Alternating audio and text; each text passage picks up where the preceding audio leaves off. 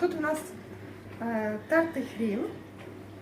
Я читала, що це допомагає при респіраторних захворюваннях. Оскільки я ніяк не можу видужати, то я вирішила його понюхати. Він має повбивати мені всі мікроби. Отож, починаємо лікувальний сеанс. Закриваємо очі.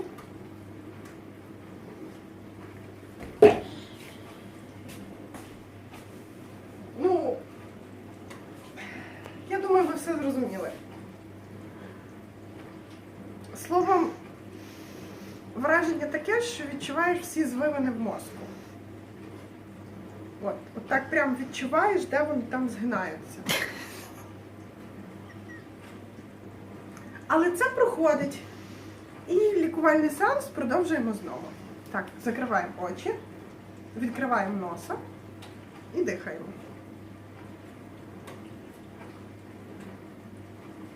Глибше. Розкажу вам секрет. Якщо запихати носа... Ой. Секрет. Не в саму середину, а так тільки з краю, то можна так рівномірно вдихати запах хрону і відчувати, як він пропікає ніс і горло, як він там вбиває бактерії. І звілини теж? А ні, голова тоді відпочиває. Тобто головне не робити це різко, а так потрошки, отак закриваємо очі і обережно ніс запихаємо сюди. Ой, ну, це мені телефон просто заважав. От. Ну, я думаю, ви зрозуміли. От, в мене вже почався нежить, це означає, що там всі мікроби виходять. От. Ну, я ще буду нюхати хвилин так 10-15, так? Вам же ж нудно буде за цим спостерігати. От, тому всім па-па.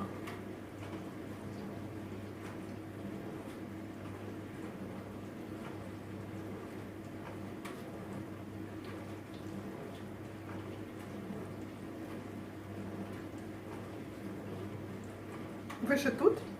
Словом, як вам сказати? Ну, не так воно і погано, як мені здалося з першого разу. Тому можна практикувати без шкоди для здоров'я. От. А користь, думаю, теж є, тому що хрін вбиває різні мікроби. Його рекомендують навіть кидати в воду. Він дезінфікує воду. Обаяние. Обаяние. Що? Обаяние твоє як? А, з носом та все нормально. Все чудово. Так, бачите, я вже майже звикла. Ну, трохи в око пече, але... А, головне, щоб не було у вас ніякої там косметики, туш на віях і так далі. От, перед тим треба весь макіяж зняти, бо з хроном то несумісне. Ну, в общем, думал, такой у меня спецназ.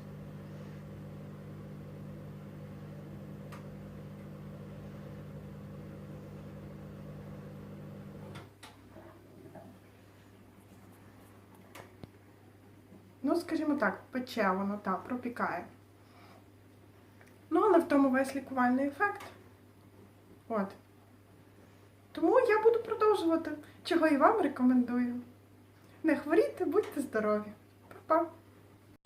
Словом, нанюхалась я хрону і вирішила, що треба якось його ще використати. Ну ж не викидати.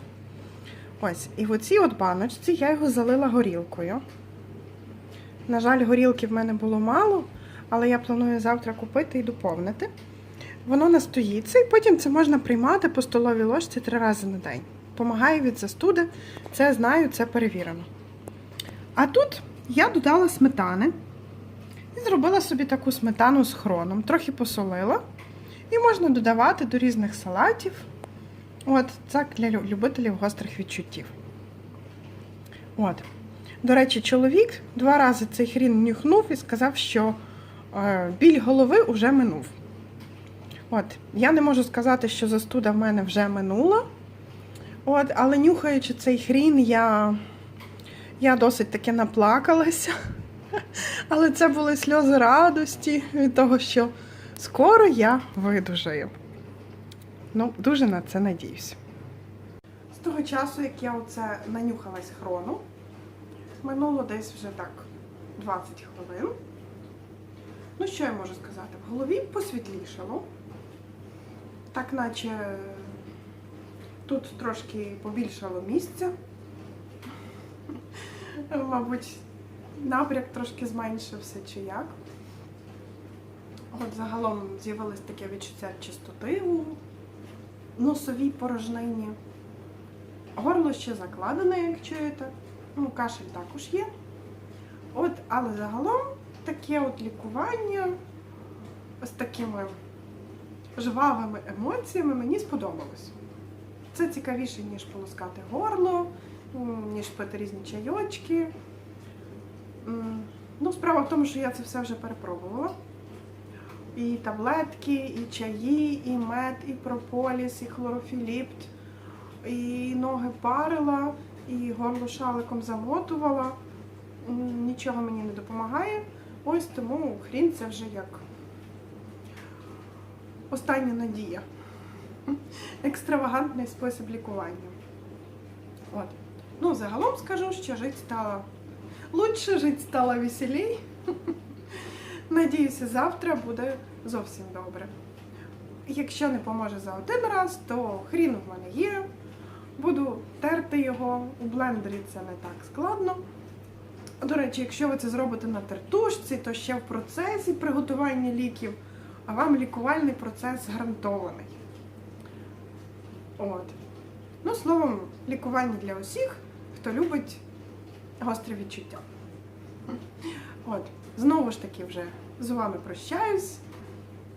І до наступних випусків. Всім па-па!